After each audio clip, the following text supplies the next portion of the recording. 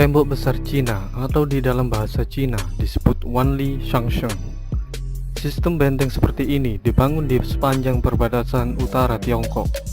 Tembok ini berfungsi untuk melindungi dan mengkonsolidasi wilayah negara-negara Cina dan kekaisaran terhadap berbagai kelompok nomaden di Cina.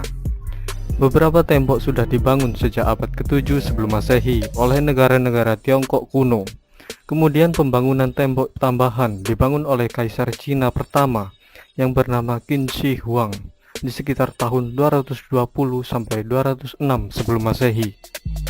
Namun saat ini hanya sedikit dari dinding Qin yang tersisa, dan setelah dinasti Qin, banyak juga dinasti yang turut membangun dan mempertahankan beberapa bentangan dinding perbatasan ini pada abad-abad setelahnya. Tapi bagian tembok yang paling terkenal saat ini dibangun oleh dinasti Ming yang berkuasa di tahun 1368 sampai 1644. Dan berikut ini adalah sejarah tembok besar Cina selengkapnya.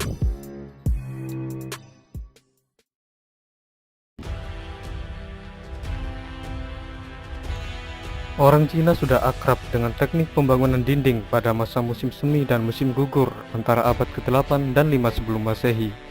Selama masa ini dan periode negara-negara berperang berikutnya, negara-negara Qin, Wei, Zhou, Qi, Han, Yan, dan Songzan semua membangun benteng yang luas untuk mempertahankan perbatasan mereka sendiri. Saat itu benteng dibangun hanya untuk menahan serangan senjata kecil seperti pedang dan tombak. Dinding ini sebagian besar dibuat oleh batu atau tanah dan kerikil di antara bingkai papan.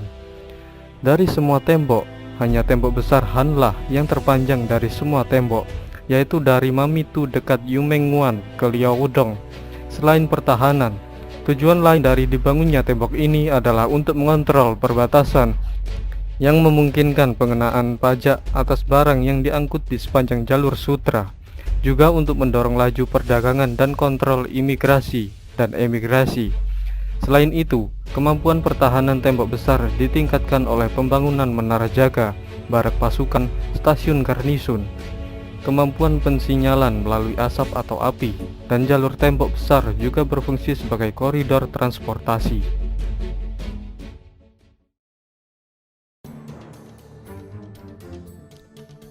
Pada tahun 221 sebelum Masehi, Raja Zheng dari Qin menaklukkan lawan-lawannya yang terakhir, kemudian menyatukan Cina, dan akhirnya ia menjadi kaisar pertama di dinasti Qin, dan namanya menjadi Qin Shi Huang.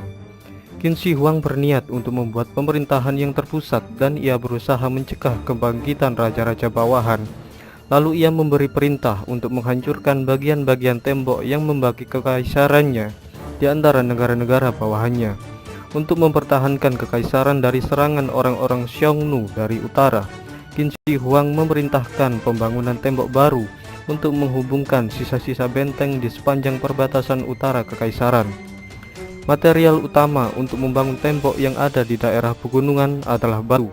Sementara itu, untuk pembangunan di dataran rendah, mereka menggunakan material utama tanah. Tapi sayangnya tidak ada catatan sejarah yang masih ada yang bisa menunjukkan panjang dan jalan yang tepat untuk dinding dinasti Qin ini. Sebagian besar tembok kuno telah terkikis selama berabad-abad, dan sangat sedikit bagian yang masih ada sampai sekarang. Jumlah sumber daya manusia yang digunakan untuk pembangunan tembok ini masih belum diketahui, tetapi beberapa penulis telah memperkirakan sejumlah ratusan ribu atau sampai 1 juta pekerja tewas untuk membangun tembok dinasti Qin ini.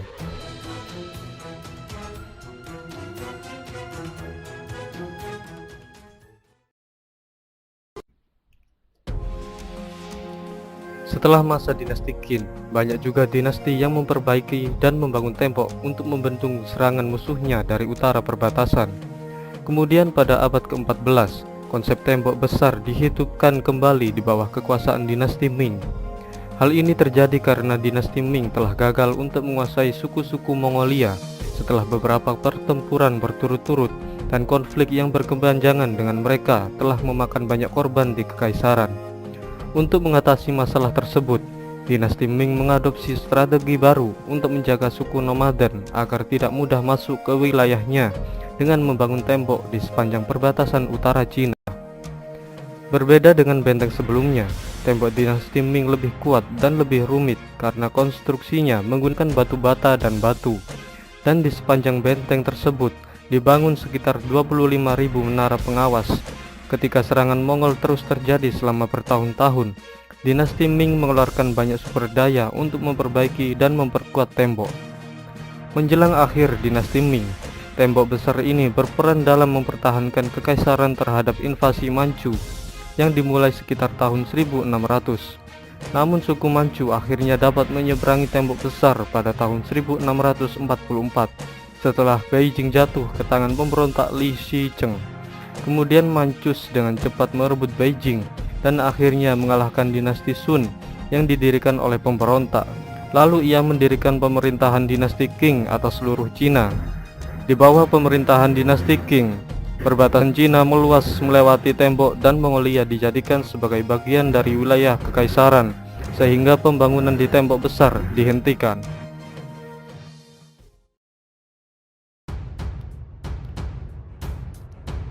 Seorang pengelana ternama dari Afrika Utara, yaitu Ibnu Battuta, dikabarkan juga pernah mengunjungi Cina selama dinasti Yuan di tahun 1346.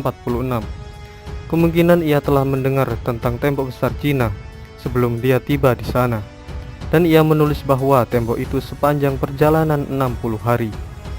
Pada awal abad ke-16, setelah orang Eropa mencapai wilayah dinasti Ming di Cina dengan kapal, menyebarlah kisah tentang tembok besar Cina di Eropa. Meskipun tidak ada orang Eropa yang melihatnya secara langsung selama abad berikutnya, ketika Cina membuka perbatasannya dengan para pedagang dan pengunjung asing setelah kekalahannya dalam Perang Opium pertama dan kedua, tembok besar Cina menjadi daya tarik utama bagi para wisatawan. Dan dengan banyaknya orang yang senang traveling dari abad ke-19, hal ini membuat popularitas tembok besar menjadi semakin meluas. Sebuah survei arkeologi yang menggunakan teknologi canggih telah menyimpulkan bahwa tembok yang dibangun oleh dinasti Ming memiliki panjang 8.850 km.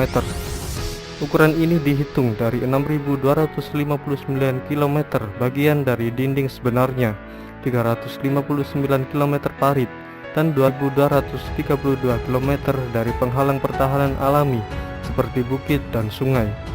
Survei arkeologis lainnya menemukan bahwa seluruh dinding dengan semua cabangnya memiliki panjang 21.196 km. Saat ini, sistem pertahanan tembok besar umumnya diakui sebagai salah satu prestasi arsitektur paling mengesankan dalam sejarah.